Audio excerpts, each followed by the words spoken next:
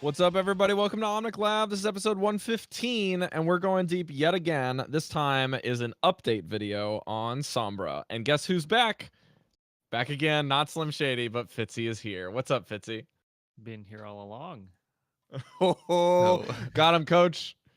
And our more boring hosts are also here. My name's Rob, and Andres is back yet again. But that's why we bring guests on. We gotta help shore up our weaknesses here. Okay. A more boring. Thanks, Rob. I know I can't stealth like Fitzy, but I mean, come on, I'm not that boring. Andres and I have been pretty boring this last week. We've been, wow, the schedules have been pretty crazy, but all things put aside, we're really happy to bring you another Going Deep episode. It's been quite a while, and we're excited to bring Fitzy back on the show. Fitzy, for those of the folks that are unfamiliar with your channel, or maybe just your YouTube series is on learning Sombra and watching what you do on the internet, why don't you introduce yourself here? Sure. So I'm Fitzy here. I play a lot of Sombra. I've been playing her since pretty much release. I dropped her for a little bit during the triple tank meta, but aside from that, she's gone through a lot of changes, going from the support onto the what people thought was support onto more of a DPS. Then she got a little weak during the Hanzo meta, and now we're just kind of getting out of that and just got a infinite invis now. Got some guides on YouTube, a little bit outdated, but you get the basics from it. There's a lot of mechanics that haven't really changed with Sombra. And then I also stream on Twitch pretty much every day. So you could find me in the morning or the evening. And it's primarily Sombra gameplay. Top 500, easily hit 100 here and there. Not necessarily consistently top 100, but we're consistently top 500, so that's a good thing. There's not very many other high-level Sombra players that continually play Sombra. Yeah, you're That's pretty much true. like the true only Sombra player that I've actually seen, at least on Twitch. You know, I don't know about the rest of the world, but when I go on Twitch, you're always playing Sombra. If I want to get my Sombra fix, like that's the place to go. It is the place to go if you want Sombra majority of the time. I've been picking up Wrecking Ball here and there. He's definitely my go-to tank now. Just the similar mobility of low cooldowns, high mobility. You don't do Yeah. a ton of damage, but you do a lot of disruption. What do you think Mhm. about Wrecking Ball? We can get a little tangent over here before we get into the full Sombra stuff, because Wrecking Ball has been kind of evolving recently, right? Like it's finally people are kind of understanding his play style and how to take advantage of it. What do you think of him? So I think a lot of people thought it was going to be triple tank dive, which I haven't really seen the dive very much. I have had a fair amount of success with like a Roadhog Orisa plus the Hammond, and then a Ryan Zarya plus the Hammond. He kind of just does his own thing. Um, but I don't think people really know what his slot he fills yet, because he's not a great off tank. He's not a great main tank. He kind of just rolls in, throws people all over the place, and then gets the heck out. So Would I you think people have to. categorize him more in the utility category as being maybe a true utility tank? Maybe that's why I like him, is because he's more the utility Mm, base. Because I do play the Sombra, I play the Mei, that aren't really true DPS. They're more of the utility factor. Anna's kind of util. I mean, obviously every hero has a utility to them, sure. but they're not really a solidified. That's their only role that they do. Because you can tank with Hammond, you can get in there and body block. You can go in and get point blank on his end and melt him down with a lot of DPS. Um, And people kept saying, "Oh, he's just a worse diva," but I don't think he's supposed to do what diva does. Would And it be would it be fair to call them like disruptors, this kind of hero that are just meant to yeah, be there yeah, to like just get in the way of the enemy? They're not necessarily ultra assassins or high damage heroes. They can still do a fair amount of damage, but their main purpose might be more to distract and put obstacles in the enemy way. In the form of Hammond, it's creating a lot of space and this annoyance that is constantly falling and knocking you around. right. I think so. If you think about like what's it called, Route 66, how the defense on the gas station type of thing.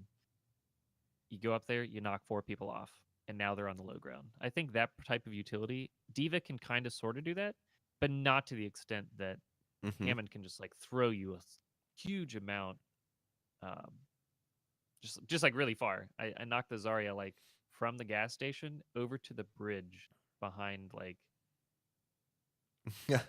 when you're attacking and there's the little bridge over top of you. That's like you can just toss Yeah, people you can. all over the Yeah, you place. can throw around pretty far distances. But at the same time, that kind of causes chaos for your team because you're like, well, now there's a Zarya behind us. And so I think that's where like people don't know how to deal with that. Like they just aren't ready to like take advantage of that because there's so much shit going on. Um, and so that's why I think people are kind of having a little time adapting to what he's supposed to do and how you're supposed to take advantage of it.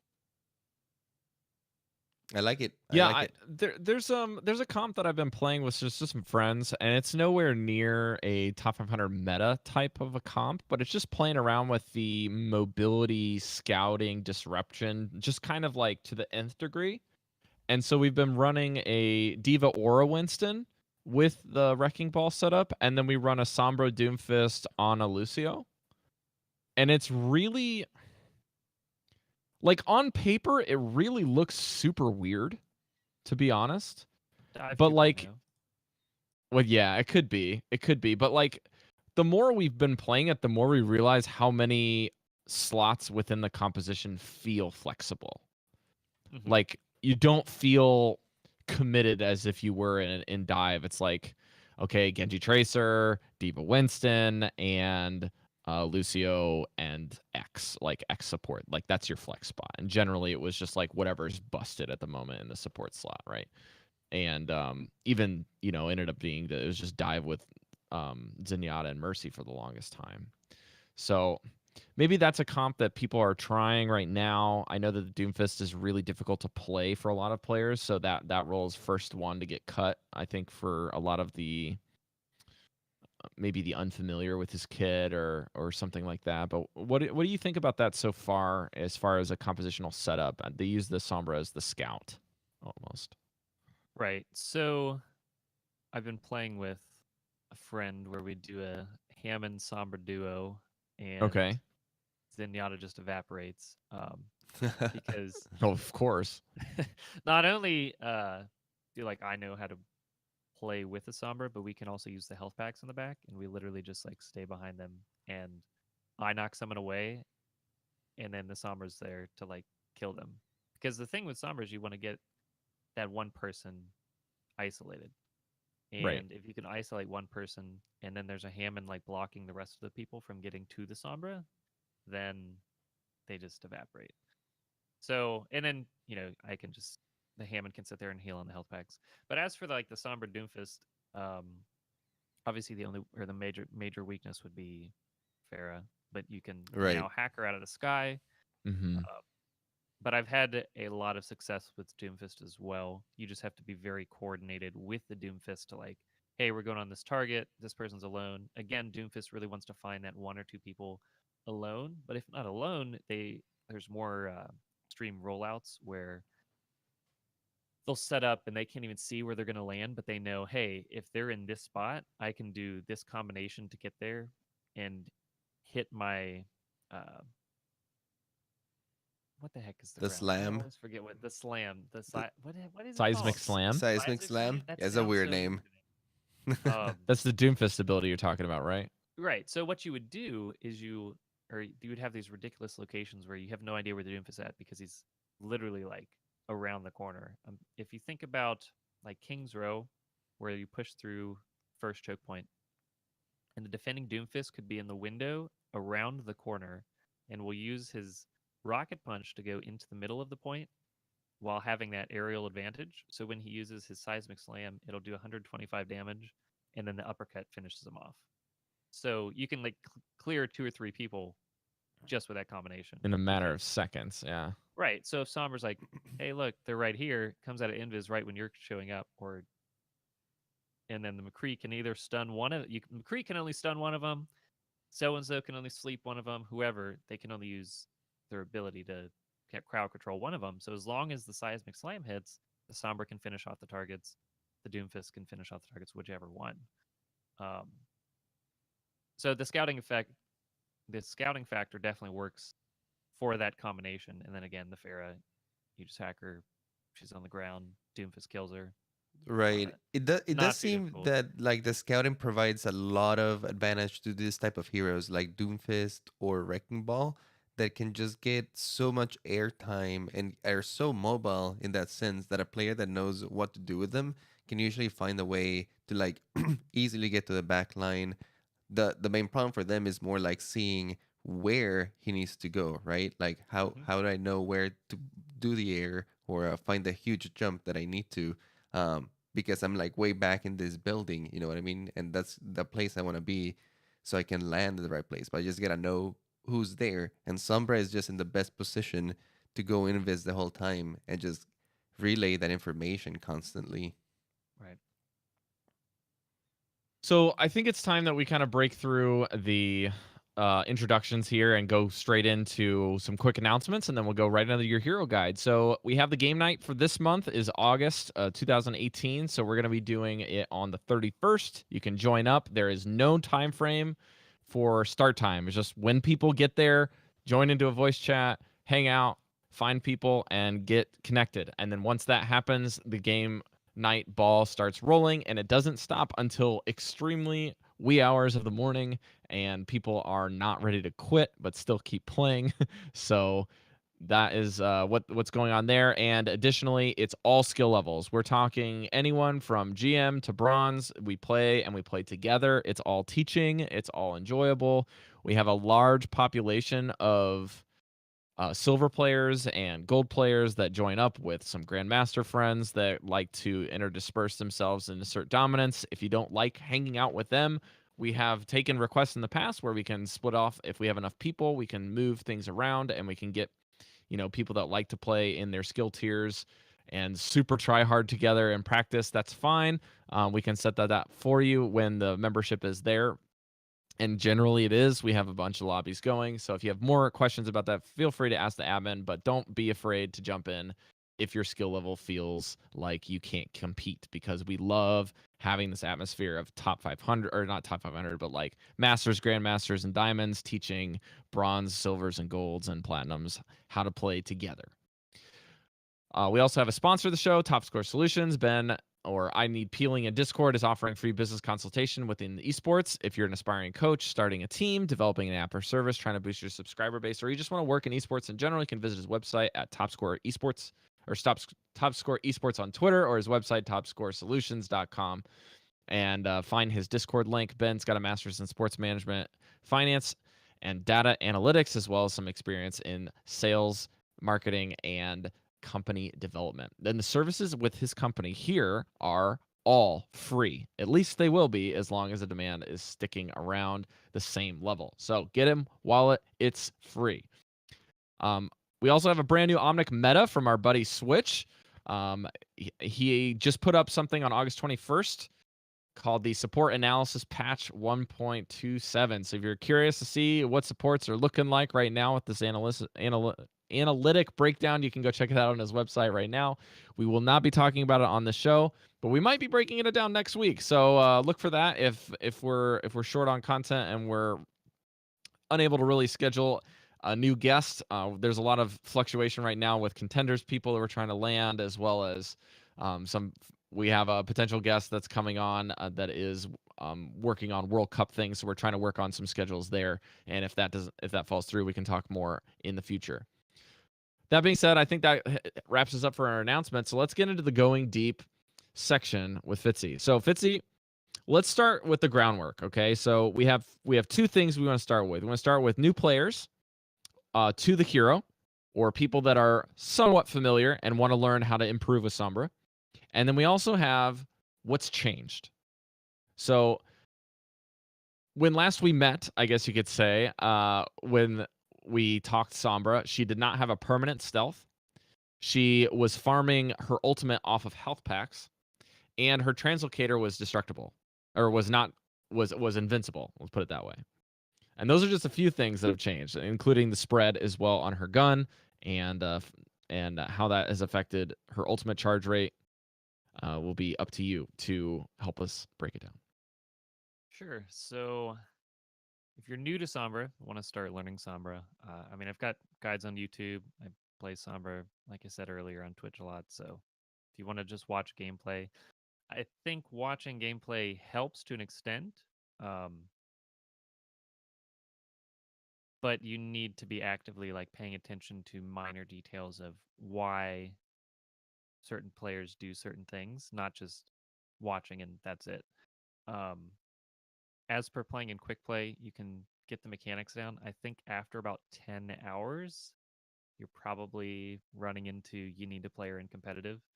The difficulty with playing her in quick play is she's very team dependent on, okay, you push as a 6v6 instead of just a 1v1v1 what quick play is. And so you won't really feel like you're doing anything on Sombra in quick play. You can hack, you hack the Reinhardt and then your team doesn't capitalize because, well, they're playing quick play and they're not like trying to win as much as they would be in competitive. Right. And people are usually really scared to take her into competitive because you will get flamed. You lack the for playing experience. Sombra. Well, the experience, but then It's an people off just have pick. You know, this- people are not used to seeing Sombras around too much. right, and it's still stuck around from like she's bad. Everyone just thinks she's bad, and to an extent, they're correct in the sense of getting the full value out of her. It can be difficult in the lower leagues just because of knowing the limits that people push. And another reason that people really don't talk about why Sombra can be super strong the higher you go is because your opponents are trying to push their limits and they know I can, if I'm a Genji, I can get in, do this much damage, reset my dash, and dash out. But if you hack that Genji when he's in a very vulnerable location because he's pushing his limits because he knows he can either finish the kill or get out at the last second, and now he doesn't have his escape for 6 seconds, that is a huge, like, it just throws them completely off guard. Not necessarily completely off guard, but it's 6 seconds where they can't utilize any of their abilities. And whereas like lower leagues won't necessarily be able to capitalize on that scenario as much because it just naturally the consistency of playing Overwatch, you're just not as consistent. So if you're starting to pick up Sombra, don't be afraid. You will get flamed. That's where this all started from, is that people will be very upset with you. And the problem with Sombra is trying to determine if you're creating enough value, and you can't really tell that from the medals. Medals are good baseline-ish, but you won't have the gold damage really. You're not going to have the gold 11. I mean, you could get gold 11s, but gold damage is very, I would say, rare on Sombra as opposed to other heroes. So just don't be scared of not getting gold medals, and your team is going to call them out, but you need to determine yourself whether or not you're doing good enough. Yeah, and to keep in mind, Sombra is one of those heroes that we talked about before. She seems more of a disruptor kind of hero. She's not meant to be spamming in the front line. She's not meant to be getting every kill that she can out there, or one-shotting people like a Widowmaker does. Her playstyle is a lot more nuanced, and we'll get into that in a second. I'm sure you have plenty to talk about that, but to be doing good on Sombra, you have to be capitalizing on the situations, like you said, hacking people at the right time to open up an opportunity for your team to get the kill, or opening up information to everyone in the back, telling them, hey, this guy's out of position, hey, this guy's alone over here, and sort of relying on your team to being able to capitalize on those things too. I feel it's very team reliant, which at the lower leagues, like you said, it's harder to get a consistent team that can capitalize on all those opportunities you create. Right. And I mean, I've seen people play in the lower leagues that, again, it's nothing really against, like, I'm not shaming you if you're whatever rank. It's more of just that's just the norm of that level of not everyone's in voice chat. Even if they are in voice chat, they're not really listening to you. Mm-hmm. They don't really trust your calls. It's just there's a certain level of trust and communication that starts to show up the higher you get. And that's why Sombra, the same value can be there, but not only can you potentially not see that value, but your teammates can't assess the value of, okay, this Genji is alone over here hacked. No one can save him, but we don't realize that, and so we can't kill him. Because you only have 6 seconds and 6 seconds is a long time. But there's a difference between, like, that's why I don't understand when it's like, oh, McCree got the stun. Yeah, that's great. But usually McCree can get the kill off that alone. Whereas Sombra can't necessarily always secure the kill on whatever hero it is just because of Right. he doesn't have enough burst damage. So The we shutdown got looks different. right. And again, it is more team reliant on taking advantage of that person has Sure. no abilities for 6 seconds. We just go kill them because there's Now, no way they can get saved. there has been a lot of things that kind of shore up how that window gets adjusted over the course of the first time that we met up until now, because since then we've gotten a faster hack time before the hack actually releases, right? We've also gotten a significant rework to how they have kind of coded the ultimates across the board, with the transformation ultimates, the channeled ultimates, and how Sombra then interacts with them, and what she actually shuts down is across the board, I would say, up as far as what she can actually reasonably shut down. You mentioned at the top of the show, actually, that you can hack a Pharah out of the sky. A Mercy doesn't get her Guardian Angel anymore. You can get even Hanzo's and Genji's forget how to climb the wall, stuff like that. So it's just some really funny interactions with how the hack now maintains itself. So let's get into, I guess, more of the kind of fundamentals on how you want to utilize the kit. What are some things that maybe as you're kind of easing into this, what is it that Sombra has in her kit that you should be focusing primarily on as you are looking to improve? And then we can get into more of the advanced kind of overlap with them, if that makes sense. So if you're, again, new to Sombra, your primary hack targets, if you just want a general baseline, tanks are very ability dependent. I mean, look at Reinhardt. He sits there and holds a shield. You hack him, he's just swinging aimlessly. Reinhardt's a great target. The flankers obviously are good targets, but they're a little more difficult to shut down simply because of how they reworked the line of sight linger effect and kind of broke trying to hack tracers and Genjis, because if they use a movement ability and they're still on your screen and they're within like a reasonable hack distance, they'll still break. Obviously, if you hack a tracer in your backline, she's very vulnerable. So if you can get that hack, go for it. Diva, you hack her giant head hitbox. She's either shooting you and looking at you with her giant head hitbox with no way to escape and no defense matrix, or she's walking away. And when she's shooting, obviously she's slower too. Orisa, the same thing. If you can, Orisa's a little more complex in that you have to hack her like the shield's halfway dead. You hack her so she can't replace it, and the shield dies. Then she's vulnerable for like 3 seconds. A little smaller window. I would say Roadhog, you she's can probably like the least hackable of the tanks. tank. Yeah.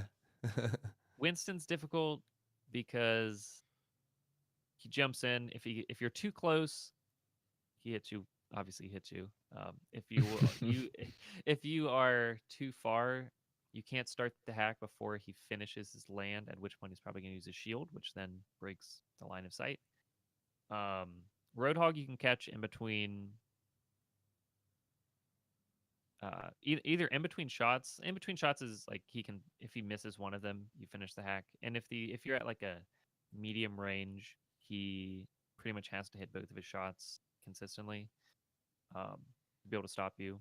Or you can just hack him right after he's going to start to heal, which then cancels it, and he's doesn't take less damage. Obviously, he can't. He doesn't finish the heal, and then he can't. It's a Take less huge damage. durability loss for him if you're able to hack him like right before he has to start healing, or even if he just starts healing just a little bit, you can still hack him and cancel it, Right. and you put him in a really, really bad position. So usually, what the Roadhog will do is they'll hook, shoot, heal, and then right when they're done healing, they'll hook again. So you also shut down the hook for another 6 seconds of it, like right coming off cooldown. Yeah. Obviously, that's not they do that every time, but that's just a normal pattern of their ability usage. And something, so that's the tanks. I'm missing Hammond. Obviously, is extremely good to hack. If there's a Hammond on an enemy team, pick Sombra. You will shut him down. You just have to stand, wait. He's either going to roll through. The thing why it's strong is if he rolls and he doesn't hit you, you essentially can hack him very easily because by the time he gets out of the ball form and looks at you, and it's too late. 0.65 seconds. It's pretty It's small window. fast. Right. So by the time that the Hammond would be rolling, notice that you're about to try to hack him, hop out, and then like it's a very small window. You have to pretty much already be out of ball form and ready to shoot to be able to deny it. And that's not to mention like the playstyle of Hammond requires you to be ultra aggressive of like, jumping into the middle of the enemy team. I mean, one of his abilities, the shield, works best when you have more enemies around you. So I feel like Hammond already puts himself in those situations exactly where Sombra wants you to be. You just wait for him to come into your team and you're like, hack, good luck, Hammond. Yeah. And if he's the other thing with the shield, so if you hack him, he can't use the shield, obviously, and that's again an additional 300-400 health that he won't have. But in the middle of a fight, when you use EMP, he loses all of his shields. All his mines get disabled. He can't use his abilities.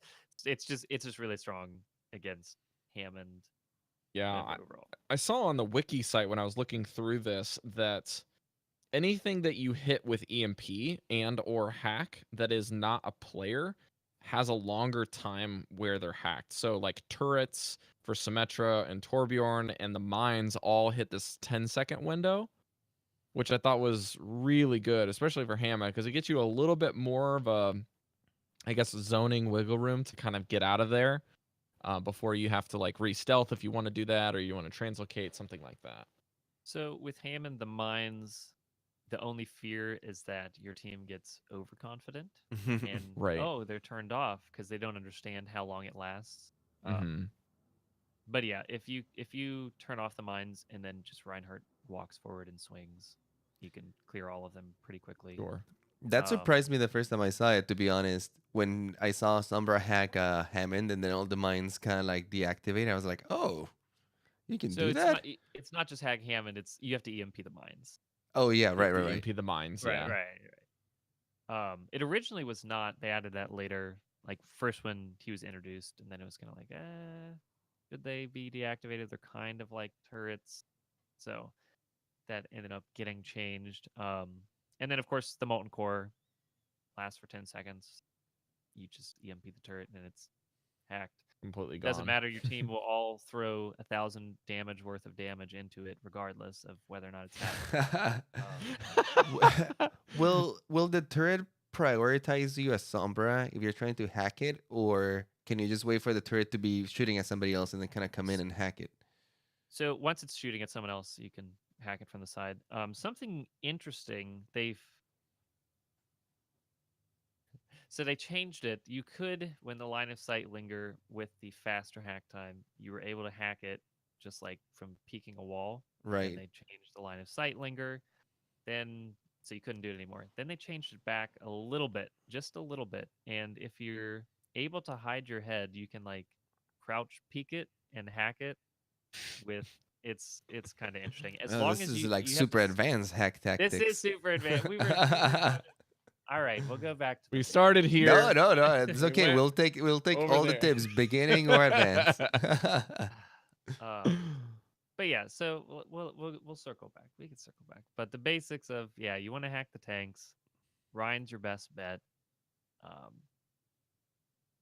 Obviously the flankers are good. Doomfist is very ability reliant. And then the situational, like you want to hack the alts. Pharah's really easy to hack. McCree, High Noon. The who else? Roadhog's pretty easy to hack. There's a lot of all of the Genji comes to channel- mind too. Channeled ultimates. Well, so Genji, you don't cancel the Dragon Blade, and he can be difficult because he But you dashes, cancel dashes, his and dash resets, right? Like you can't chain it Yes. as much as he could. the problem, like I mentioned earlier, was if you start a hack and he uses dash, the line of sight linger doesn't exist anymore. Mm. So And then regardless you have of 2 seconds of a cooldown, right? it's only if it breaks by damage. The 2-second cooldown is only by damage. If it breaks just because of line of sight, you still can just It just react resets? immediately. Yeah. Okay. So So that's good to know. Just in general, if you take damage, 2-second cooldown, and it's broken, and then if it's LOS, then it's just reset. right. Okay. And That's I good. have had that misconception a lot. A lot of people are like, "Oh no, you just break." Also, if you're holding your hand up and you're not starting a hack, like if there's a Reinhardt shield or whatever, and you're taking damage, it won't like put it on a cooldown. So you have to actually be in the middle of a hack and take damage. Interesting. Yeah, that's good to know. There's definitely like different conditions for it. And I mean, to master Sombra, you kind of have to be familiar with all of them. There's a lot of hero conditions and enemy abilities that it cancels and doesn't cancel. That yes, there's Spend some time on the there's a wiki page learning and look at curve. what you do. Yeah. And usually that comes with playing her a lot too, right? It's the sort of thing that you can read about it, you can watch people do it all the time, but you have to get a feel for it on your own, try to play against different heroes, see how your hack reacts in all those different situations as well. Right. And if you are new to Overwatch, just in general, you're just a new player, you're level 50 or something, I would not recommend playing Sombra yet. Just because you need to know every hero, every ability, what ability they're going to use, why they would use it, and then be there 2 seconds before they do it. So Right, there's a lot of try to- prediction big that goes chess on with match. her. right. And so you need to know all. I mean, obviously you don't need to know all of that, but to get the most value out of her, you need to know a lot more about every hero than all the other. Like if you're playing Tracer, yeah, you go and shoot. Okay, Genji's gonna deflect. Blah blah blah. But you're not. Oh well, he was going to be in flanking my team, so I need to be there to position. But I need to be behind him so he doesn't see me, and then I need to come out of invis at the right.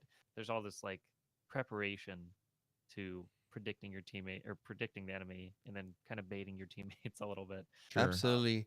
And I mean, every hero can benefit from a certain level of prediction, right? To be able to kind of be one step ahead of the enemy, know where they're going to come from, etc. But with Sombra, that definitely gets a little bit turned up, right? Because your kit, to get the most out of it, like you said, you have to be in the right place at the right time and know when to use it to be the most disruptive as possible after the enemy has put themselves in an unfair situation for them.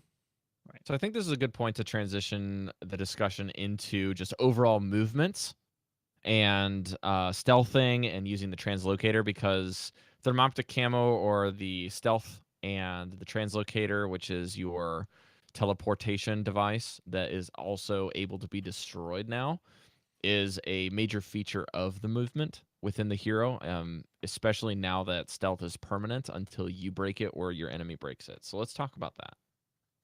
So there's been some changes, obviously. I can't remember. I feel like last time we talked, Sombra just went from a 6-second translocator to a 4-second translocator.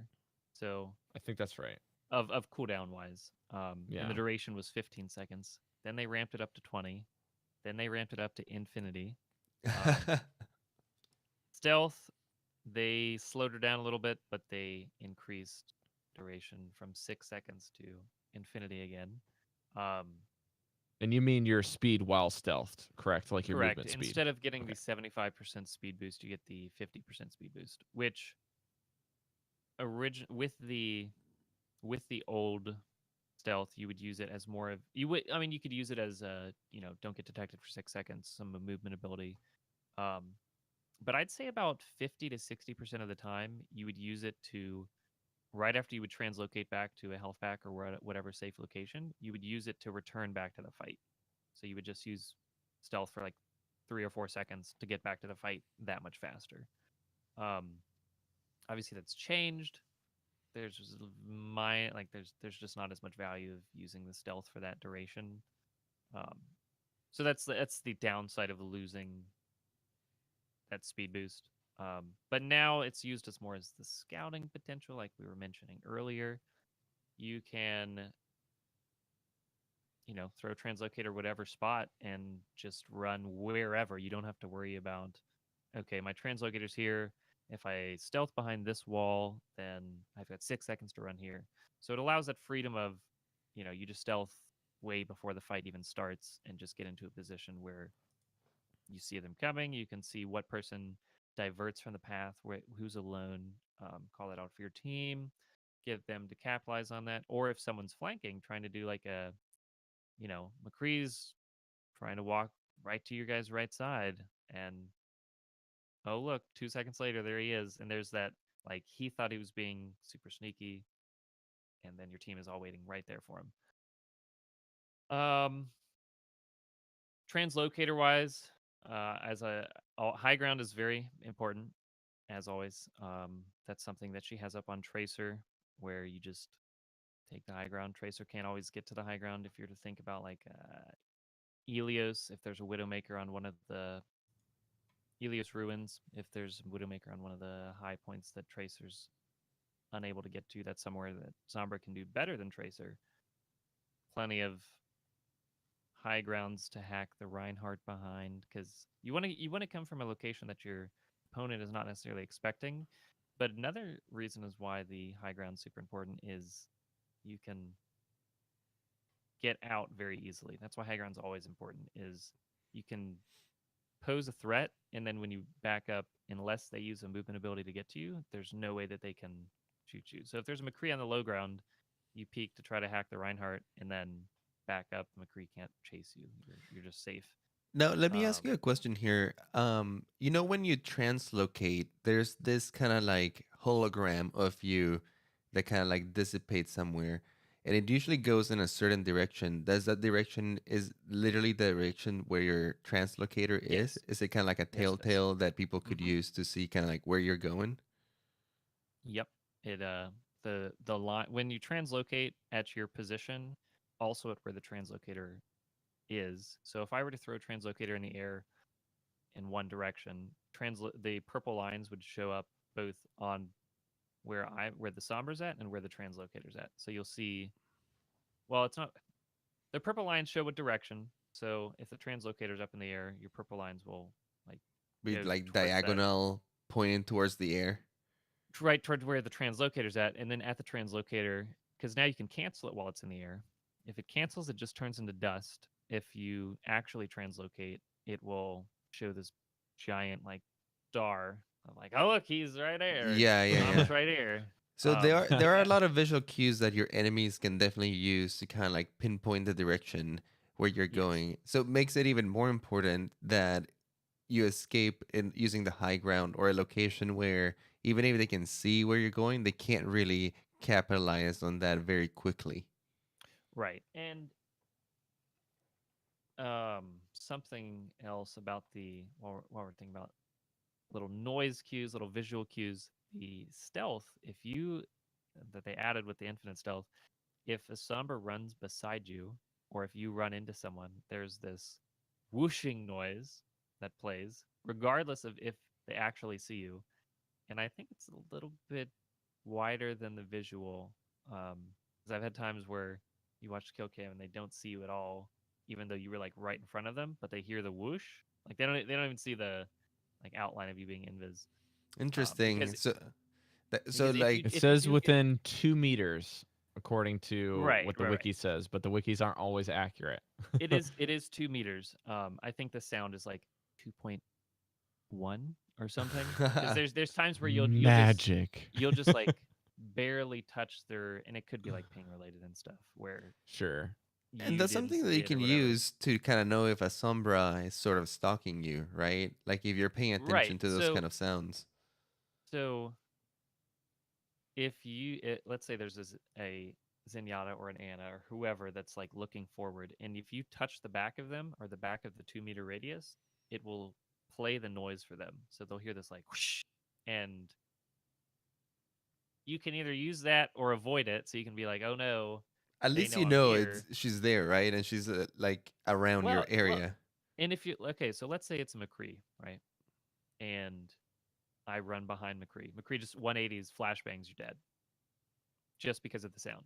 And that's something that I don't think a lot of people understand that's like they just hear a sound like, what was that? They haven't played against Sombras enough to know that that's what that sound is. Mm-hmm. Um, but yeah, I feel like if you're behind them and they don't see you, it's kind of like because there's times where you'll try to like sneak behind someone just because like it's a small alleyway or whatever, and now there's this giant whooshing noise that foils your plan. But infinite invis, it's pretty strong But I in sort of terms of like that the swoosh exists and is something that people can use to their advantage. Because sure, it's not in the best interest of the Sombra, but if somebody like you said, like a McCree, is able to recognize that sound and pinpoint a direction based on sound and throw its flashbang there to bring out a Sombra, that is just cool. You know what I mean? That you can use yeah. that counterplay. Another interesting sound cue while we're getting off tangent. No, go for it. So the translocator is now destructible, and if you destroy it as an enemy player, sorry, not as Sombra destroys it, it just turns to dust, it fades, you get the 2-sec cooldown. If someone else destroys it, it'll put like a 5-second cooldown on the translocator for the enemy Sombra, but also Sombra will make the noise like she got discorded. If you've heard all the lines of whenever you get discorded, whenever someone gets discorded, they say like, "Damn it, Gene," whatever. They have all these different lines that they say, and she will actually say that. And if you're close enough, that doesn't even voice lines travel a lot further than like the "looking for me," the "being here all along." Right. So you can hear where she's at just by killing her translocator. Interesting. It's okay, she's way over there, but she could be right behind you. Because there's times where I'll stalk someone that's like about to kill my translocator, and then Yeah, you use the you're translocator like looking at bait. them. Wait, is she right here? What's going on? And that's really cool. And obviously, it's not in your best interest to be revealing all these tricks on how to counter Sombra, but we do appreciate it. Yeah, there's a lot of interesting, but people don't understand. Like people, Sombra's infinite invis. There's no way to count. They just haven't looked hard enough. They haven't played it to understand. Right. And So let's talk a little bit more on par with where we were going with this. So the Mafia camo movement and the translocator are giving you keys that you have. And to use this as a transitional point, I want to make sure that even though you have these audio cues that can give you positional awareness against Sombra, Sombras can actually use that to their advantage. They can use the whoosh sound to get you to panic and move places and do certain things if you're not a McCree, for example. They can have people freak out like a Zenyatta, be like, oh my gosh, she's right here. I'm panicking. And then you literally just peace out and go hack somebody else. Like I've seen that happen before. And the other side of this is that Sombra's translocator, as Fitzy was saying, could be used as bait. So you don't have to use it for movement. You don't have to use it for just speed to like get back into a fight or get to a certain location. You can use it to engage. You can use it to disengage. You can use it as actually a fighting piece where it's like I want to throw it here, I want them to see it, and as they see it, they're gonna move their head around just long enough for me to get a hack off, or just long enough for me to finish them off, something like that, right? So translocator has a lot of uses. Obviously, like I said, the high ground. The middle of the fight, sometimes you would throw the translocator to, you're just in the middle of a fight. You want to have a get out of jail free card. You throw the translocator somewhere. Well, now it can get destroyed. So you have to be a little more careful in the middle of the fight and pre-fight too. You can go out of your way to hide it somewhere, but high ground will be a good bet just because they can't really see it from the low ground. So unless they track it of where it landed, they don't really know where it's at. The 1v1s can be interesting because you can throw it, then cancel it, then throw it again. Because when you cancel it manually, it goes on a 2-second cooldown. If you use it, it goes on a 4-second cooldown. And if it gets destroyed, it goes on a 4-second cooldown, which is really 5 seconds because there's this delay before it happens. I don't know if that's intentional or not. So Fitzy, how do you cancel it for those that don't play her as often? So the cancel is the same as, well, I guess unless you change it, it should just be your interact key, just like the Symmetra teleporter. So F generally. Right. Or if you're on console, I have don't no know. idea what I the don't know. interact I don't key know. is. I think it's maybe L3, like Yeah, the clicker on the left, maybe. I'm not sure if that's still So- crouch or not. And then if there is a Symmetra teleporter that you want to take and you have a translocator out, if you are on the teleporter, you can teleport with the same key and it will not destroy your translocator. But once you're far enough away to not interact, it will destroy it. Obviously, if you're teleporting twice, it's very disorienting. You got to know everything of what direction you're facing and all that stuff. But there have been times where like I'll translocate, teleport, it's all over the place. And then you can also use it I'm going to use this to I'm going to EMP. And this is this is high level in terms of trying to bait out Transcendence. But as Sombra becomes more and more meta, people start watching, the professional players of what they're doing and can see that, oh, wow, that Zenyatta reacted to the translocator being thrown. I'm going to do that. And then it'll work. Maybe you can throw translocator and cancel it, and the Zenyatta will think you teleported and uses Transcendence. You can also use it as just, like you said, to get them to turn around. They cannot destroy it while it's in the middle of the air, unlike Symmetra turrets you can kill while they're in the middle of the air. Translocator, you cannot kill it until it's landed. So you can throw it, it's in the arc, right when it lands, you cancel it. And you can do that from stealth too. And this is very important to note. You can throw and cancel your translocator while you're invisible, which I think is not super obvious to some people. Some of them think that he'll bring you out of stealth because it used to, right? I don't think so. Okay. That tells you how much I've played Sombra. Yeah, but it will show where the translocator came from. There's this purple line that shows where like a trail. Right, and it doesn't last very long. It's like a half a second maybe, and you can throw it, but as long as you're moving in stealth, even if they track right to where you were, you're not there anymore as long as you're moving. So if you're running, you throw the translocator, and then you just keep moving. If someone was watching right there, they can shoot at that spot, but you're not there anymore. So you can do that, and it'll play the voice line, so people can turn around and be like, "What was that? You just threw the translocator," and then you cancel it, and they just are getting paranoid. That type of, and that's again, this is to get the most out of Sombra, the value that you can bring. It's not all about the medals. There's a little bit of give them a little paranoia, distract them with some voice lines. There's all these little things that it seems like they don't really add up, but you're playing against humans. They're going to be curious as to what that sound was. Right. Some people will get very determined to find you. Like, this Sombra's bugging the shit out of me. I'm gonna go find her, and they just Diva just runs around shooting her bullets all over the place, and just having that one person just looking for you can bring you're in the right spot to, as long as you are in the right spot to capitalize with your team, and you've distracted one person, now it's a 5v5, where you can return to go to the fight faster. Um, And it's it- really cool that Sombra plays like this, right? Like all these tips that you've been giving us right now are mostly mind games, right? That you can play on the enemy team and finding advantages, not exactly through getting kills or doing traditionally stuff that assassins do, but more of distracting people, confusing them, getting in their way, and allowing your team to gain space through that.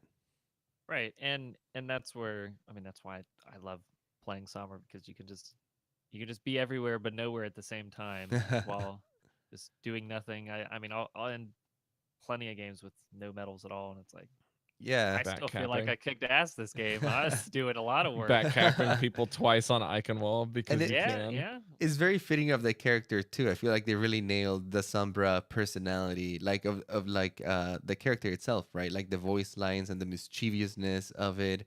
That's kind of like what you want to be acting as, pretty much. Yep.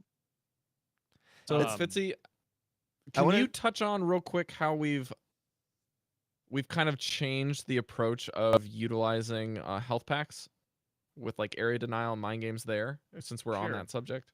So way back when you got alt charge from health packs, this was back in February, and then previous to her launch to February, she gained alt charge from her health packs. Sure. In I think it was beginning of March. They changed that to, she doesn't get all hell or she doesn't get alt charge from her health packs. Now she has a smaller spread. Uh, Translocator went to a 20-second cooldown, and then I think that was, and hack got a shorter cooldown, and then later on it got more abilities of hacking the fair out of the sky, hacking And there was mercy some out of the LOS sky. bugs that got shored up. So then they added the Some. 2-second linger, or they added the 2-second cooldown of if you get damaged, and then they added the line of sight check, very strict, very very strict. Um, and now finally they've kind of backed off that slightly. Um, so okay, I'm gonna have you reel me back in. What was the original question? Health Because I'm packs. gonna go way Health off. packs. Okay, so health packs. You don't hack as many health packs just because you're in stealth more. You do have to come out of stealth to hack health packs, and if you're trying to utilize being in their backline, because what you would do, or what the rinse and repeat would be, you hack it, you throw your translocator somewhere, you hack a health pack, you go invis, you get to the backline, shoot them. If there's no hackable target, you don't go for a hack. If there was a hackable target, you hack them, you translocate back, you hack a pack. But if you're sitting invis for 15 seconds, waiting for the enemy team or whatever, you're not hacking health packs. So your hack cooldown, you want to utilize it to get a good hack, because that's what you're waiting for with the infinite stealth is, I'm going to wait at this position or whatever position and get the perfect hack at the perfect Yeah. time and blah, blah, blah. So, and the health packs don't provide all charge, so not a big deal. Now, when she was the support, when people thought she was a support, and she could be run as a support on certain maps, such and certain positions of maps, but people took that because that's what she was used in the pro scene on, Anubis, Point B, on Volskaya, on whatever map it was. It was because the health packs were in a position where the team could capitalize on them. You could build your alt charge. It was fine.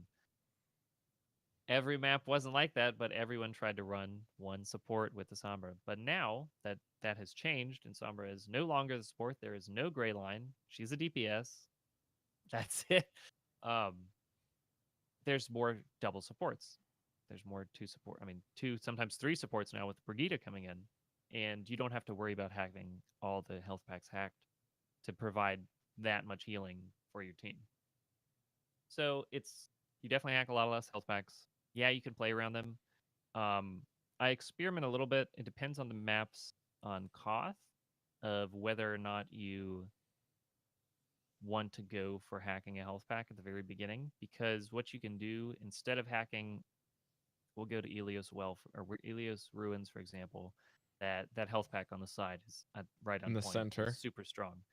But sometimes you don't have to go for that. You can just go straight on on the side that has like the little tunnel or whatever, and just bypass that, and throw your translocator in a safe position, and then be behind them. And your first hack is on a diva, and the Winston jumps forward, and now the diva And can't follow up. she's caught. Yeah. And so then your team can destroy that Winston. Deal with the because, Winston, yeah. So that adds a little. You have to break that rhythm that's been going on for so long. Of you start the game, you hack a health pack.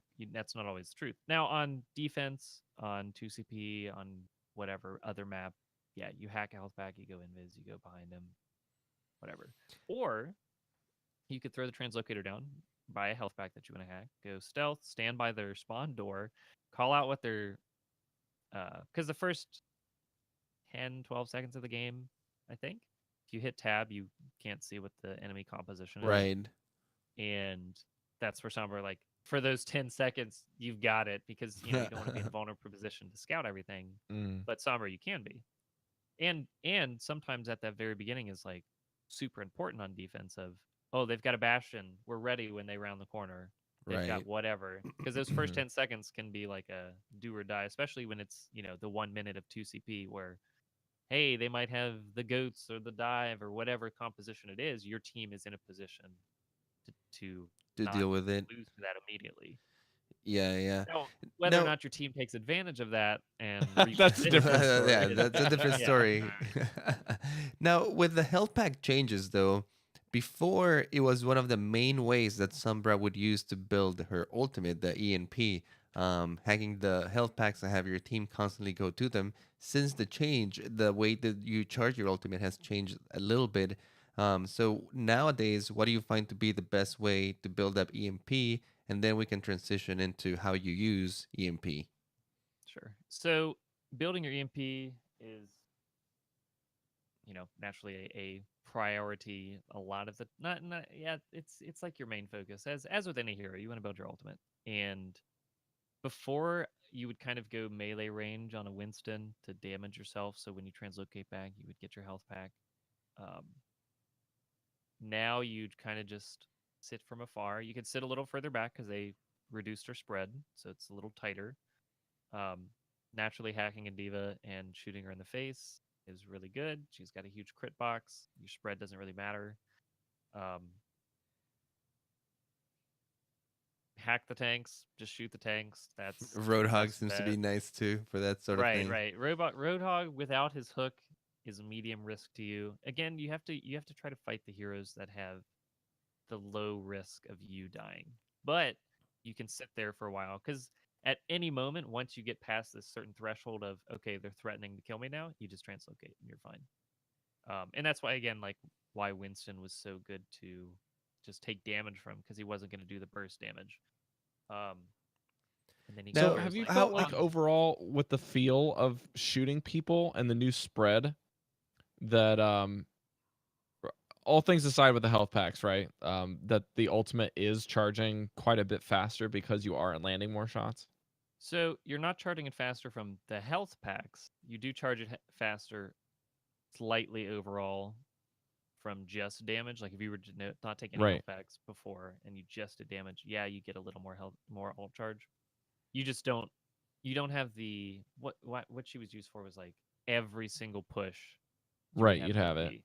Yeah. And that's fine. Like that's kind of just where they rebalanced of why the hack's a little faster, why she does a little more damage, is because they made it from her power is an EMP every single fight to, okay, you're not going to have it every single fight. You need to, in order to provide this, obviously not an EMP level of power level, but something that is enough to help your team not lose immediately the next fight.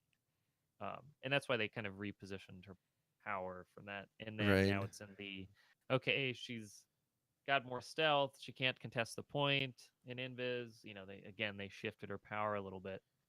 How do you balance between farming your ultimate, like picking just a tank or a low threat target to just shoot at for a little bit, to maybe stealthing and being in the back line, ready for pouncing or doing a very important hack for your team? Because you have to oscillate between the two, right?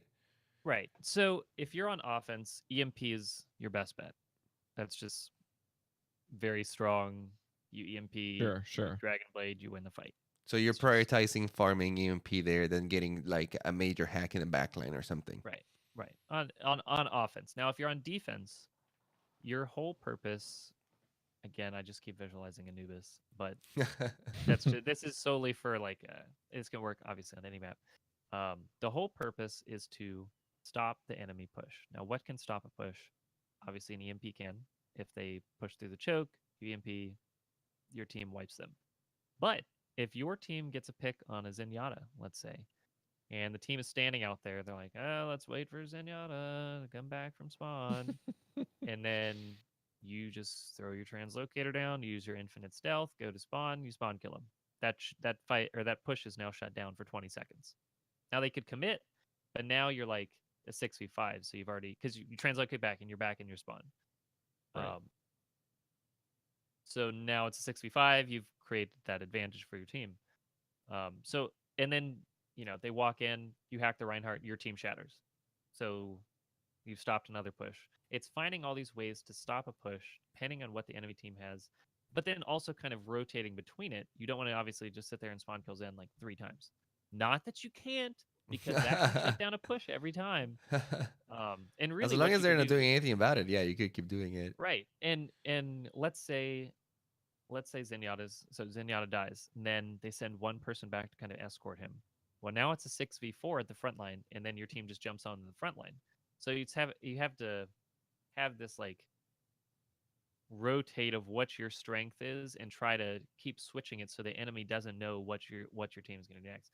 And sometimes I'm sure everyone's been there where you're pushing a 2 CP map. It's like, guys, the Junkrat's up top. He's just shooting us. We're not doing anything about it, and it's great. But eventually you deal with it, and then you win the fight. But if you keep rotating around to what you're doing, it's like, oh, we got EMP'd. Oh, now we got spawn killed. Oh, now we got killed at the front because and they don't know what's going on. So they're Right. getting this like mental You game keep them on their again. toes. They never know I what to feel- expect. Yeah, I'd honestly say that I feel like in general, Overwatch players below, like just in lower tiers, like even where I'm at and what I do, we find this just like this rhythm and we just stick to the same places we go to, the same setup, the same play style. We don't really have what's called mix-ups in, I guess, the fighting community, where if you're not evolving your game to what your opponents are doing, you're not evolving even your own style to just not fit the same pattern over and over again, then you're really not improving all that much. You're kind of just playing the same game over and over again. And you're building your fundamentals, you're improving your aim, you're doing those things, which is valuable, but it's only up to a certain point, and then you have to start flipping the switch, like Fitzy's saying here on Sombra or on Widowmaker. It's like one of the big things that I noticed when I was coaching, where it's just like if you stay there for longer than 3 seconds, you're dead. Especially in a sniper meta, like you can't stay in the same position and you can't set up in the same places because people, and especially in Overwatch League and contenders, they're just going to study film on you. You're like, well, they set up in these 5 spots, then they have nothing new. I mean, Fitzy, you've played Sombra against Widowmakers that have the same 5 spots. You're like, well, he's going here next. I'm going to go kill him. Well, and I think so it's good to start somewhere of having that rhythm. And once you've got that rhythm down, then you go, okay, let's branch out a little bit. This is like your safe spot and you can run that. But it's like, okay, well, I'm winning this. You might lose the game by spawn killing Zen and dying to him. But if you don't keep pushing your limits to what you can do, you're just going to stay at the same level. If you start to push your limits in, okay, so then you're more apt to adapt to what the enemy's doing, like you were saying, where maybe you don't have the tools of your safe space to be able to do that. Well, now you can adapt to the scenario. They're doing a push. Now I don't have EMP. I have no idea how to stop this push unless I have EMP. Well, now you're like, well, wait, let's just hack the Reinhardt. And then you hack the Reinhardt and you win the fight. And you're like, that's great. We'll have that for my arsenal later. So you have to. You don't even have to get too creative with it. You just have to do something different, right? Right. And I definitely will fall into going through the rhythm sometimes, where I guess what would it be? I think 2 or 3 days ago, instead of because I'm always like get the backline, flank the backline, Mm-hmm. but like you said, people are predicting. They know I'm going to be there, just because they've played against me enough times. And so I saw what they had. They just had dive with McCree Hanzo on it was Route 66, and I just stayed with my team the entire time. And Diva would jump in, and I'd hack her, and then we'd kill both the tanks. And it's like, all right, It's just a different way to play because they're just waiting for you the whole game. Well, what right? They're not only is McCree kind of like, oh, who's back here is paranoid, but also the tanks kind of jump in expecting me not to be there because they haven't. Sure. I haven't played that style where they've gotten punished for it, so they're just playing way out of their, just like the norm of the meta Yeah. game, which is why overcommitted. Yeah. Right.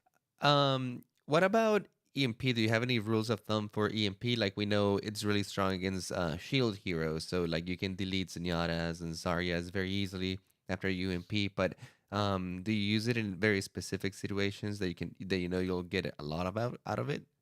So some new heroes that have been added, because I'm sure I talked about EMP last time. I don't think we talked about Doomfist since then. I don't know. I think if Doom Doomfist released after that. I think so. So Doom, Moira, Orisa, Brigida, Hammond. Is that it? I think so. Was it the only hero before? I think we basically was talked about Anna. Sombra only before Anna. we had Yeah, the 'cause next Sombra one, was right? like the Just second hero release, so every and hero that Orisa. came after that, yeah. Anna and Orisa came before Sombra, Right. I believe. No, Orisa was after. Yeah, she was after. I think Then we Sombra had was you, second I think, one. around the same time as Orisa's launch, because I think we did talk through that. So Doomfist, naturally, Sombra's very strong against. EMP can remove his shields. EMP can stop him from using his abilities. So yeah, there's sometimes I'll occasionally EMP a Doomfist, simply because he has his ult, and what he'll do is he'll seismic slam, uppercut, and then use his ult. Just So to if get you out. hack him while he's using his seismic slam, he has no way to react to you being to him being hacked because he's stuck in this whatever that animation is where he's The floaty animation of death. where he's dropping his elbow on you. And The so people's elbow pose. by the time that he lands, it's too late. Like he's hacked. But there's sometimes where they're really quick and you just need to EMP him.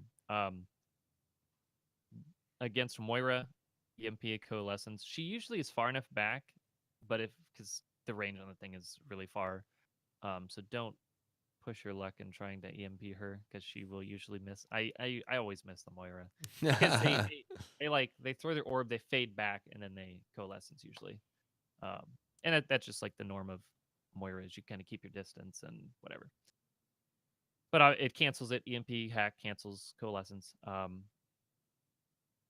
Against Orisa, the shields, they have some bugs with being against walls and being EMP'd because it's weird, kind of iffy. Hammond obviously is very strong to hack / EMP. Again, removes the shields.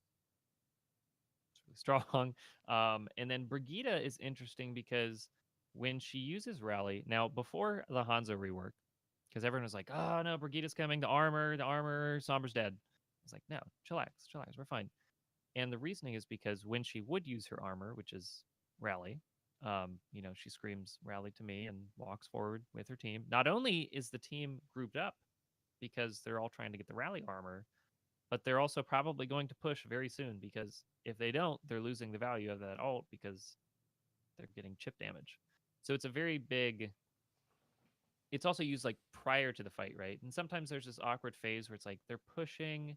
Well, when are they going to engage on us? And then they kind of just rally and they're like, okay, well they're pushing now. There's no way they're not. Like if they don't, they're just losing. They're just wasting rally. Yeah. Right.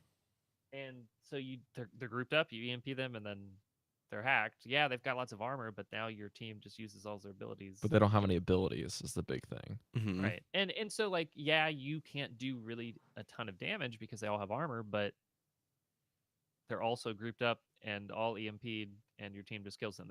And then the other points where she doesn't have rally up, everyone's just the normal armor. Obviously, there's the burst heal of 150 health, which can have the 75 on top of that, which sucks because Sombra doesn't have the burst damage. So you get someone extremely low and then they get full healed and you can't do anything. Whereas if you're competing against a Zenyatta heal or even a Mercy heal now that it's got a little nerf, you can keep up with that and finish them off potentially. But EMP has, especially with the new Lucio as well, providing more shields. Lucio is going to come more into the meta a little bit. EMP completely wipes out those shields. Did not know that. So I didn't know that 750 either. shields, 750 shields will be erased from the game from each hero. Wow, that Also is a good lot of way- health. Also a good way to get gold damage because it counts as hero damage. Oh So man, there you go. That's if- how you get if you the want the those gold medal. medals, that's how you do it. That's how you're like, guys, I don't know what's going on with EMP. More of there. more of an addendum on top of that, just in case you were wondering. If you do EMP, it doesn't matter which direction the barriers are for Winston, Orisa, and Reinhardt. They do get shut down. False. There's a No. This is wrong, right? Because you have to be at a certain angle against So- the Orisa shield. So I have a video. I remember watching this. It's EMP versus shields, which is against every shield interaction, except for the new Oh, Symmetra. I don't gosh. have this. I don't have Symmetra in there. Symmetra, if you hit the shield Okay. anywhere, it gets destroyed. Reinhardt, Oh, you have okay. to hit Reinhardt with it. Winston, you have to hit the center projectile, the center like projected thing. Oh, Orisa, okay. Orisa, you have to hit like 2/3 of the shield or something. It's not. There's nothing like you hit that and it's gone. Because if they fixed it a little bit supposedly, I haven't done extensive testing on it recently, but if she puts her shield against a wall, whereas like it would be like a, I don't know, just like where the Oh, three right. projectors, like the corners and then the center, there's Mhm. those little dots that are like the projectors of the shield. If those are inside the wall, it does wonky stuff where you can just EMP the shield and it won't go away. Interesting. So, which raises the question of if you hit any point of the Symmetra shield and it destroys it, why is that not the same across all barriers?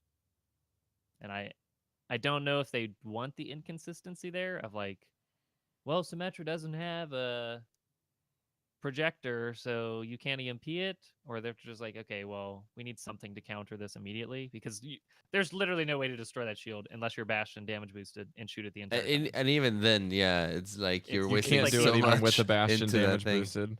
Yeah, it's close. So having that Sombra there to destroy it is like a good, okay, they kept it in check. But then that raises the question of if you hit any part of that barrier, it destroys it, should that be the same for all other barriers? And I might start raising that question as I mean, time goes on. we're starting it today. We're raising it today. You know, Yeah, I wonder if it I- has to do with how they've initially like rolled in the heroes prior. Like the only one that doesn't make sense to me is honestly Orisa, because they had Winston, they had Reinhardt already set up, and then they introduced Sombra after the fact. So it's almost like they may have I- set them up differently to work in their code, and then now they have to adjust it based off of Sombra's existence. Yeah, I'm not sure, but I will start raising the question on that. But we were talking about EMP usage. Yeah. Symmetra kind of is a new hero too, so EMP is really good against Symmetra. It can also shut down her teleporter. You can't hack it, but you can EMP it, which actually turns it off. Before it did not turn it off. You would just turn it down to 50 HP. Now, so what you could do is, Symmetra teleports something to you, or she goes somewhere, you EMP, now she's stuck there, instead of like kind of going back and forth between the two. Also, if they try to like initiate on the point, let's say it's Horizon Lunar Colony and they're going to TP to the first point, and you're like on the high ground or whatever, you can EMP once they've TP'd, and like 3 of them made it through or something. Now it's a 6v3 and then a 6v3, because they can't go. The 3 can't catch up, and the 3 can't go back. You split their team by Mhm. using Right. their own tactic. Right. And you're not going to get a perfect like, well, they've sent 3, now I'm going to EMP. You kind of just are like, okay, they use teleporter, I'm just going to EMP. Yeah, when you see the 1 second. first one through, you Mm. basically are pressing the button. Yeah.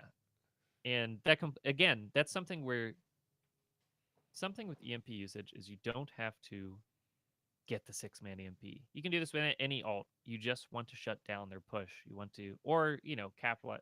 Obviously, I keep saying shut down their push. You also want to be able to, get that 1 kill that helps you win the push if you're attacking. Right, and in a pinch, it's an ultimate that you can generally get relatively fast. It's not like Right. it's not like a graviton, for example. And in a pinch, it's an instant hack, right? Even if you're just using it against a single person, you don't have to wait for the timer of the hack to go off. You can just be like, boom, hacked, and he hacks everything around you too, any turrets or anything that might be a threat to you. So something, and this is kind of a more advanced whatever. I'm not saying do this all the time, but with the spawn killing, there was a time where I know I've had a game where I went and I spawn killed a Zenyatta. Tracer came back to contest me. I just EMP'd her and killed her because she's like, She can't do well, anything. she's not going to hack me. It's fine. And then I EMP'd her and killed her because you have 200 health. She has 150. You're at as long as you're at like a medium range, she can't close the gap. And now you have the advantage. Obviously, whatever. But Don't go but she had EMPing this tracers and spawn though, guys. right. Don't do Right. this at home. But like you said, so we killed Zenyatta. I took advantage of the fact that we lost that 5v. The rest of my team died. So now it was a 1 me, and then a Zenyatta was a lot dead coming back to spawn. I go kill him. Tracer goes to contest me. Zenyatta's respawning again. Now my team is pushing as 5. When I kill the Tracer, now the Zenyatta's like, oh shit, that Sombra's still out there. You can either come back and win the 6v4, or you can kill the Zenyatta again. And your team You will just keep ideally- pushing, right? Your team will ideally win the 5v4 at that point. But that's a scenario where you can use EMP to secure that one kill. Like I said, if Doomfist is coming in and he's just been destroying you the entire time, and you're not in the position to hack him, but if you kill this guy, you win the fight, just EMP him, and now it's a 6v5. Because he's going to Sounds good. overextend, and he's going to use, his seismic slam, and then ult, and then he's gone, and then you've lost 2 people, and now your push is shut down. Absolutely. We are running a little bit out of time over here, but Yeah, is we there are. anything else that you would like to leave us, impart your knowledge on us, any other golden nuggets you can think of, or you think Getting started. we'll definitely have to have you back for a little bit more. Just have to go Sombra. find a There's stream. Just have to go find the stream. If you're picking up Sombra, she definitely is a more advanced hero. You need to know pretty much all the other heroes first. Don't get discouraged. People will flame you. People will be mad of your pick. You have to figure out yourself. What are you playing the game for? Are you playing the game to get better at Sombra? Eventually, you will climb with Sombra. You will probably lose a lot of games because she is not a. How it You goes. pick it up and you win lots of games. It's just she's not Hanzo. So take your time. Don't be scared to go into competitive. Again, you're gonna lose games, and everyone has that safe pick that you go to where you're like, well, I just want to win this game. You pick that hero, you win the game, or for the most part, and you can stay there and you can stay at whatever rank, but you need to branch out into, okay, I'm going to pick this hero, and when things get rough, I'm going to stick on it. You could have swapped to your safe pick and won the game for sure, but you're like, you know what? I'm going to push my limits on this hero. And this goes for any hero, learning any hero of you can play any hero when it's, you're winning the game, but can you play that hero when you're losing the game? Because once things start getting rough, the fingers will get pointed in certain directions, and even if they aren't getting pointed at you, you could be the fault. You could be the reason why you lost that game. But as long as you get better, you will eventually get good enough to like, all right, Sombra's they have this hero pick. We can do it in overtime. Of all I need to do is hack the Reinhardt and we win. And you feel comfortable of picking Sombra in the overtime where they're about to cap the point, and you just need to get in those. I'm glad you brought that up. Yeah, and go for it. Sorry, Rob. Andres. I was just gonna say I'm glad you brought it up because it's something that we haven't said in a while on the show when we're talking about heroes and we're talking about things, and we kind of get convoluted in like day in and day out of content producing and playing the game. We're like, well, if this person would have just swapped, or if I would have not been on this hero, we probably would have had a much easier time. It's like, well, that may or may not be true. But the point of the matter is, if you're in an improvement mindset and an improvement goal set, then even if that's true, you should still not switch so that you can improve when crap hits the fan and you know what to do. and you don't have the luxury of switching sometimes. Like you are in the fight and you have to stall. You have to figure it out, or you're in the fight and you're between spawn and the fight, and you don't have the option to switch, or or maybe it's just that you need to be in an unfavored position more times so that you can learn it. You don't know how to play in an unfavored position if you don't practice it. Right. So, and that's kind of like what I kind of mentioned earlier about, mhm. I only know how to stop this point with EMP. Well, now you don't have EMP. Well, I only know how to stop this point with X hero. Well, now you don't have that hero because whatever. Maybe someone else picked it. I don't know. But Yeah. whatever the scenario is, as long as you can't just get into like we're kind of starting to lose. I'm gonna go to my safe pick, because then you never improve on that hero. Definitely. All right, just wrap us up. And the last thing I want to say about Sombra is that, you don't, if you learn her, you don't have to be like a one trick Sombra like Fitzy. Fitzy is the anomaly here. He's developed his technique, and I'm not saying I you're just play lots of other heroes occasionally. Well, if that what I'm saying is that's what you're known for, and you don't have to exclusively play Sombra, but she's a great off pick that can bring a lot of utility, especially if you've been playing a lot of, I don't know, McCree, Widowmaker, a lot of Roadhog or something, any off tank.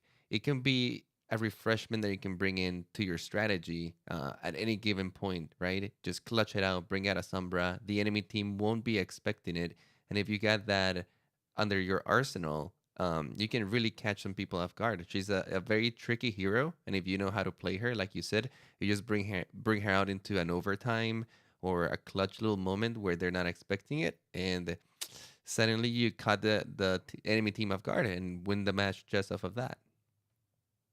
I will say, if you need to shut down a certain ability and you don't have your ult and you need to get back, you get Sombra. Like I said, you hack that Reinhardt, and then your team shatters, and like they're not expecting you to just delete their shield instantly. And especially in those scenarios where Reinhardt is like, I just need to block this shatter and we win. And then they're focused on like, I need to block the shatter, and they just hold their shield and don't drop it no matter what. And then they get hacked. And they're not like thinking like, oh, I'll just turn for a second and block that hack with my shield. Overtime is a great time to push the stress, because everyone, especially if it's like a 6-6, 2 CP, whatever, where it's like, this game's been going on a half hour. You know your teammates, you know the enemy, you're ready to win. So that's like the best time to play Overwatch. And I know always people are like, oh, it's wasted. It was a draw, and it's like, no, we just had like, that was a good game. That was 30 minutes of fun, guys. Yeah. I have the chat getting mad over here that I called you a one-trick Sombra.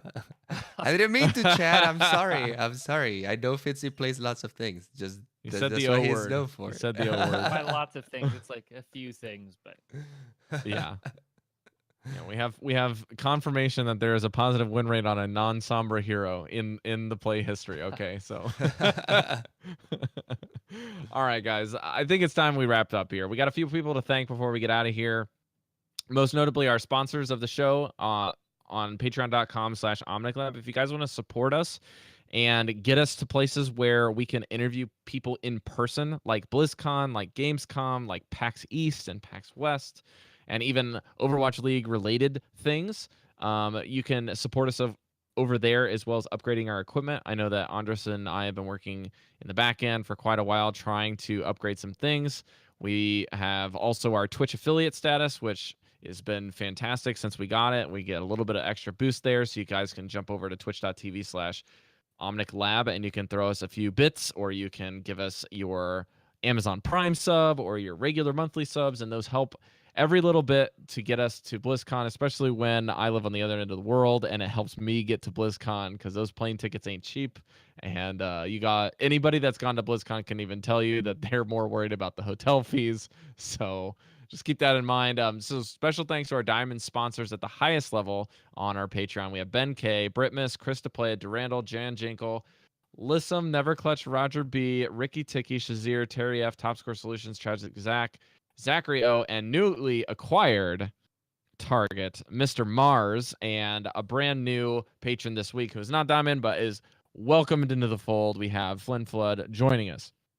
Thank you guys so much for joining us on the show this week.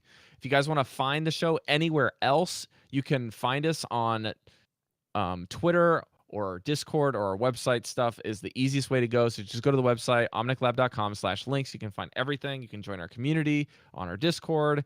We are popping constant in conversations and compositions and podcast questions, all that sort of thing. You can head over there.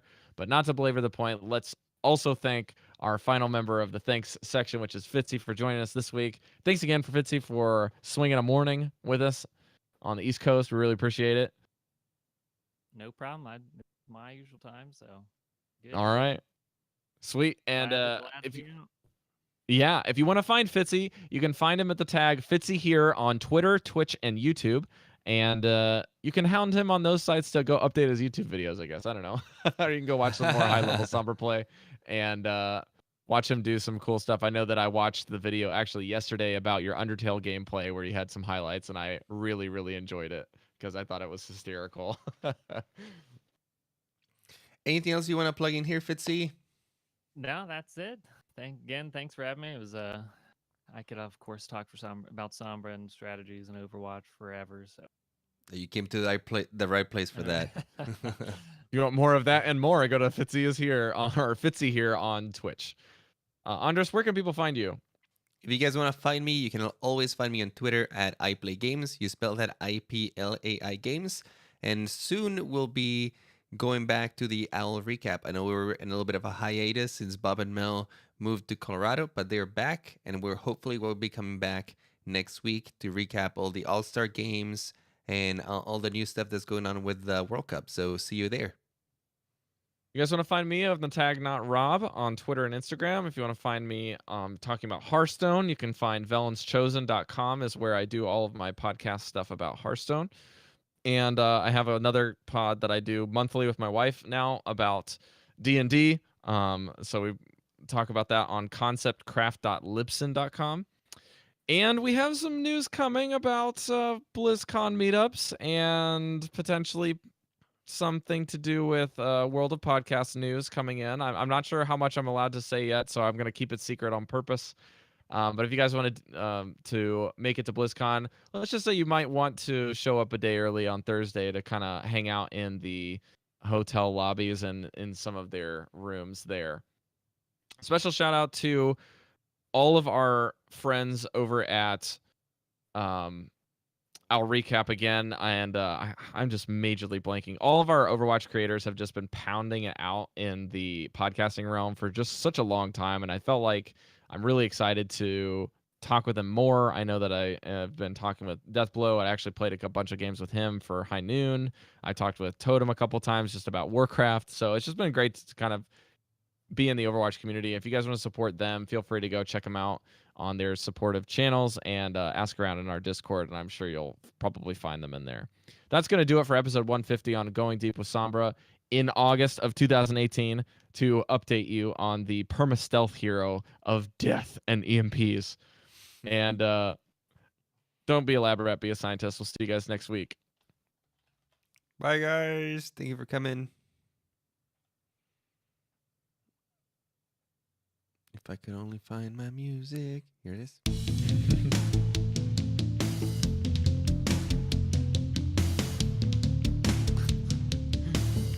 Thanks to everyone in the chat. When you DC'd, they saw your picture. Oh, I saw the picture too. All the Sombra crews here, all the Fitzy fans. Fitzy dabs, let's go.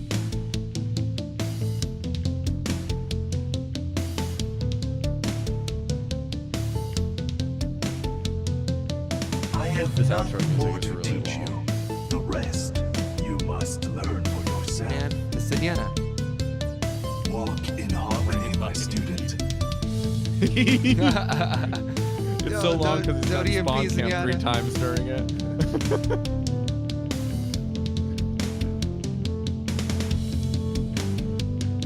Ooh, Sombra dab. I like that emote. Fitz dab. I'm just subbing for the dabs. Bye, everyone. Bye, guys.